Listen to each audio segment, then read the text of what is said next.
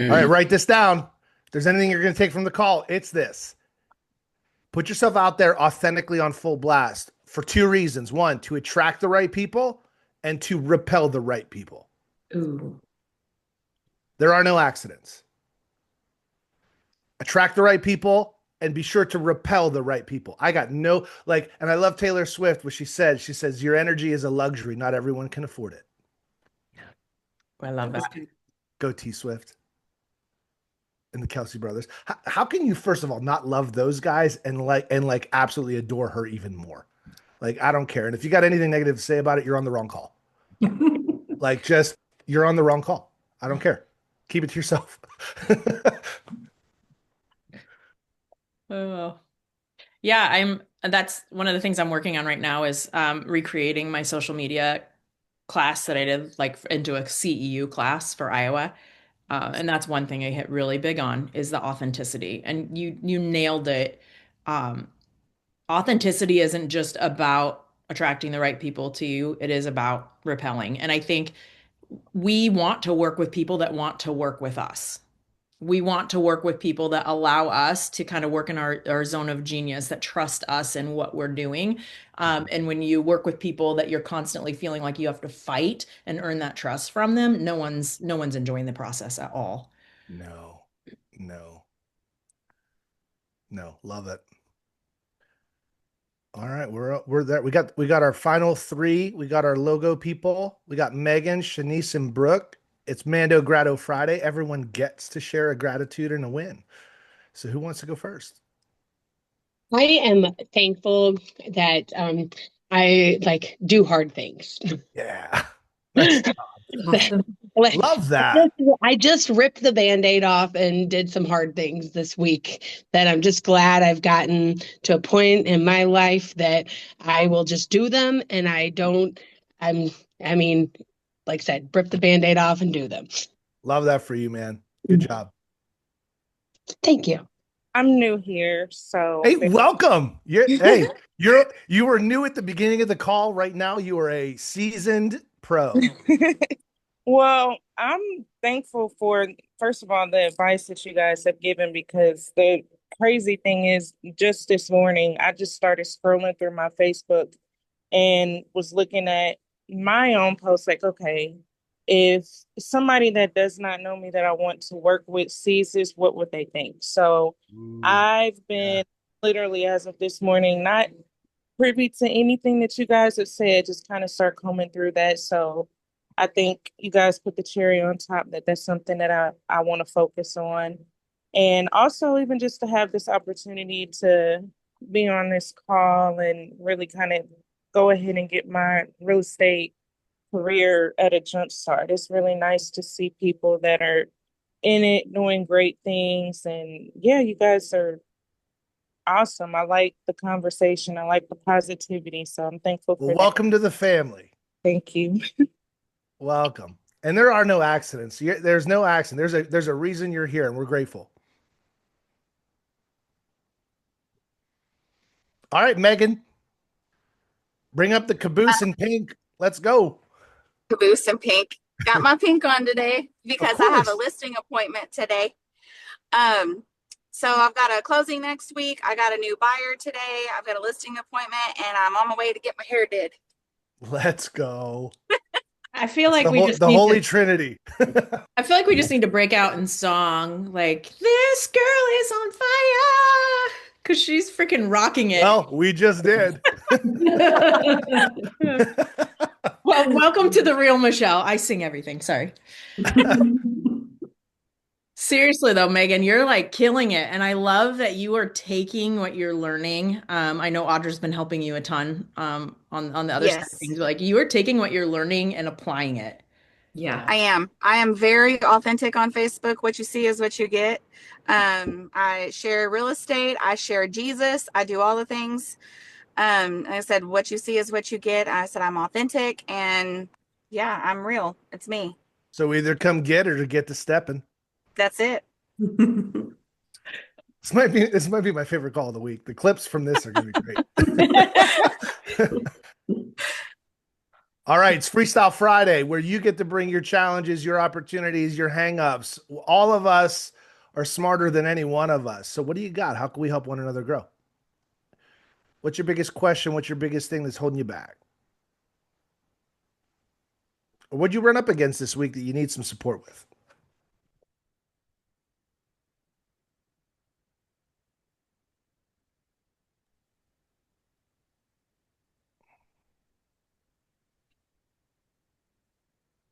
Hmm. Everyone's Hmm. nailing it. Everyone had perfect weeks this week. What was I? Uh, no, I'm not going to go there with that yet. I was reflecting back on the conversation that Audra and I had yesterday around just kind of the mindset of opportunity for some people, right? And then what side of the balance sheet is your mindset? And well, I guess I will share it because maybe this will help. So, even though it's a Freestyle Friday, since you guys are all doing so exceptionally well and there are no challenges, we're going to go to talk about possibly a blind spot that some of us might have. And Audrey, do you want to share with me a little bit of the conversation that you were having around like Which part? We talked about a lot. You're talking about so I'm talking about the part? mindset of cost. Okay, yeah. So I was talking to an agent who we were talking about teen stuff and just different things, and she's on one hand, she is really struggling because she has nothing in her pipeline. She doesn't have any business. But oh my gosh, I don't want to pay a 50% split on a lead. And even though, we are going to make sure that she has at least one closing a month from those leads, so an additional 12 transactions a year. Listen, paying for that is that's crazy. Why would I do that? Now, I don't have any business and that sucks and I hate it and blah, blah, blah, but I don't want to pay for a lead. And I was like, how can you sit there and be upset that you don't have anything, but then at the same time say, "Ooh, I don't want that business that's just being handed to me." And Matt, I'll let you go on the way you flipped it. It was really, really good. So that split mindset is, and I say this with love, and if I say this and anyone feels this a certain kind of way, just I want you to kind of take it, compartmentalize that feeling for a second, and then let me get to the point. The moment you start complaining about splits, that's poor people talk. Top performers or producers look at the business as cost of sales and expenses. When you're on a team, you're not paying for shit. You're getting somebody else's business. They're giving you business at half of what they could make without you. When you're on a team, you're not paying for a lead. You're being given a lead. So for you, it's pure profit. For the agent, it's a cost of sale. It's a 50% cost of sale because they're giving up half of what they can make without you, but they need leverage. So they're willing to give you that opportunity. And now you may go, well, they're not giving me anything. They're giving me leads and I got to do all the work. And I said, cool. You don't have to accept it. You can go and reach out to Zillow, go to reach out to realtor.com, go reach out to OpCity, go reach out to whatever and start paying $5, $6, $8,000 a month and then keep 100%. Or if you don't want to spend that, you can spend 3 to 5 hours a day slamming the phones, calling FISBOs, calling expireds, calling spheres, circle prospecting, banging on doors, going to businesses. That's free. If you're on a team, you're not paying anything. You're being given an opportunity. And I think one of the things you said was really beautiful. And she said, you know who's not complaining about the split? The agents closing deals. Yeah. Some of the agents having their best years at year to date. I mean, she's already at like 140,000 GCI. And she's like, yeah, she's gladly giving up or accepting 50% of the commission on a lead because she's having her best year ever. She has zero issues with the splits. Yeah. Agents who are bad at math talk most about numbers. And it's bad. It's not good. And it's like The conversation is, what's my net income opportunity? What can I learn? How can I get better? How can I get my skills up? And then maybe at some point you're going to say, hey, you know what? I think I'm ready to take this on myself, understanding that there's now expenses to generate business, and that expense is either check equity or sweat equity. If you're not willing to pound and bang the phones, then you got to cut a check. And the thing is that just because you cut a check doesn't mean that you've got the systems, the processes for follow up in place to convert at the 2 to 4%. 2 to 4% is the rock star metric for leads. Most agents are at 1 to 2%.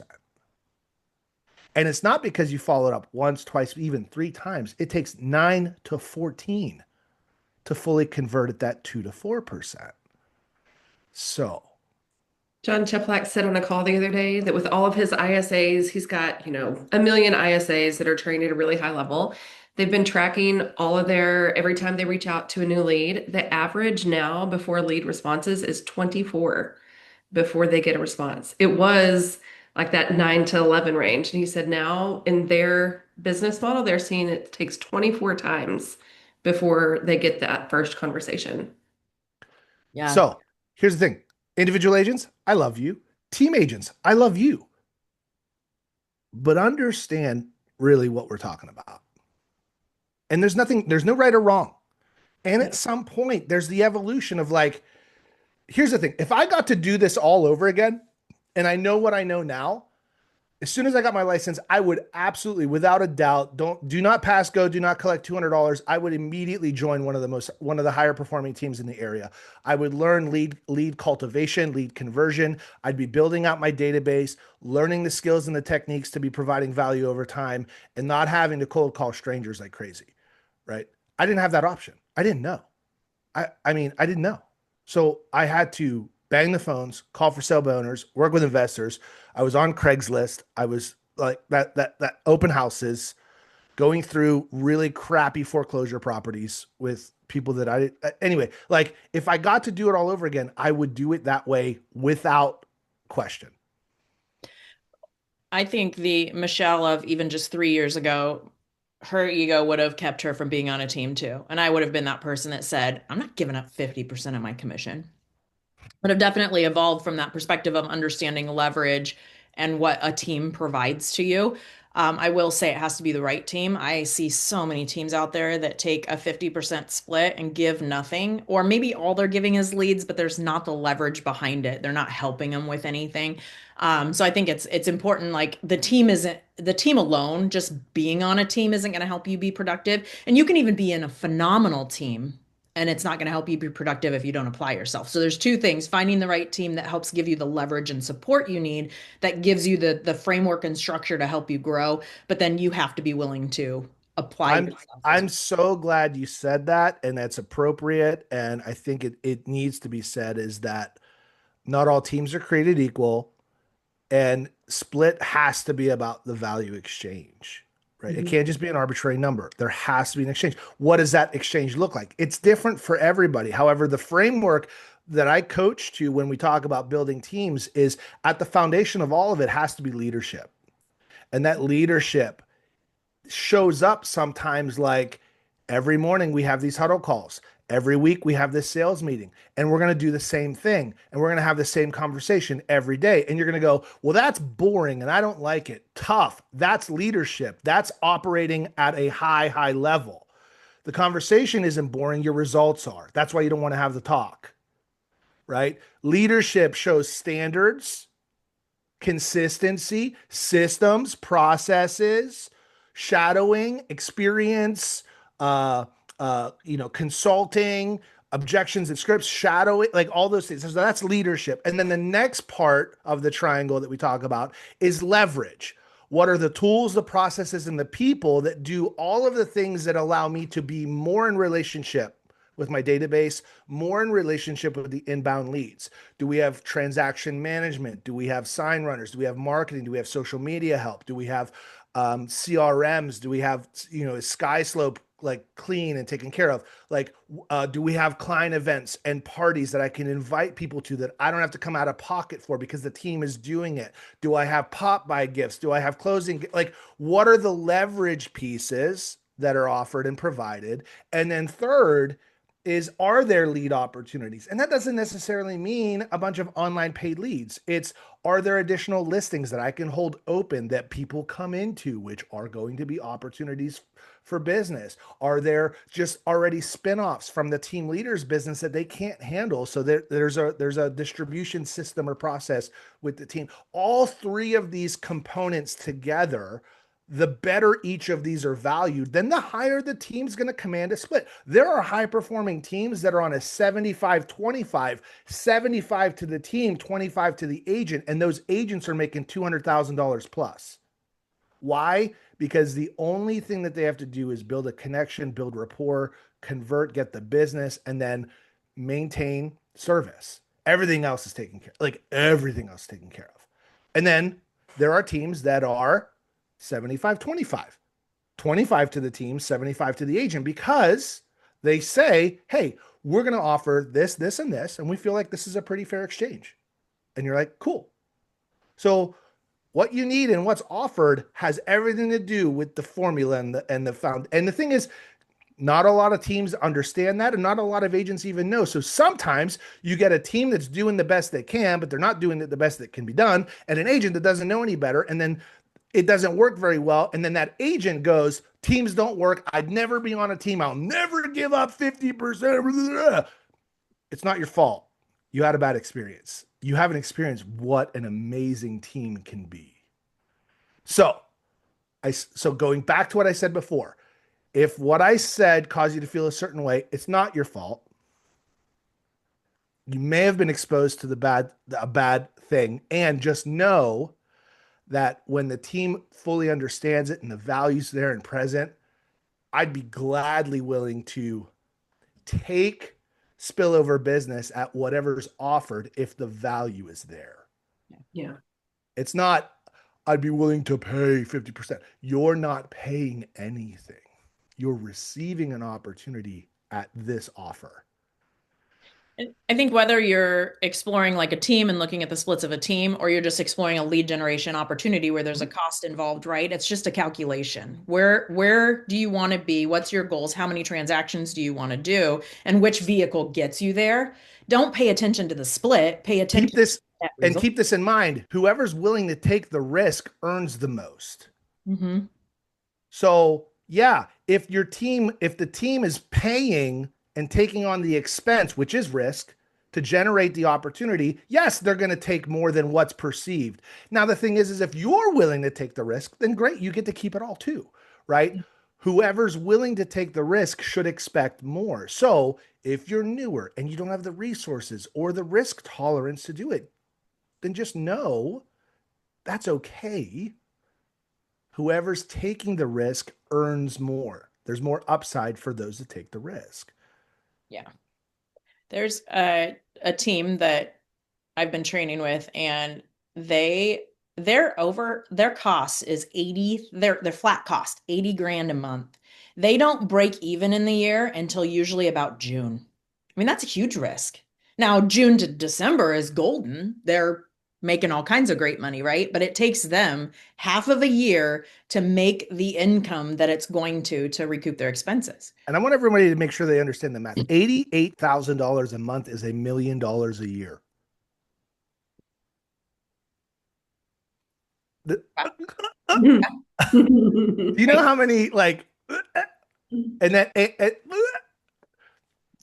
even for me, that's like, ooh, Yeah. That's a pucker factor in that number.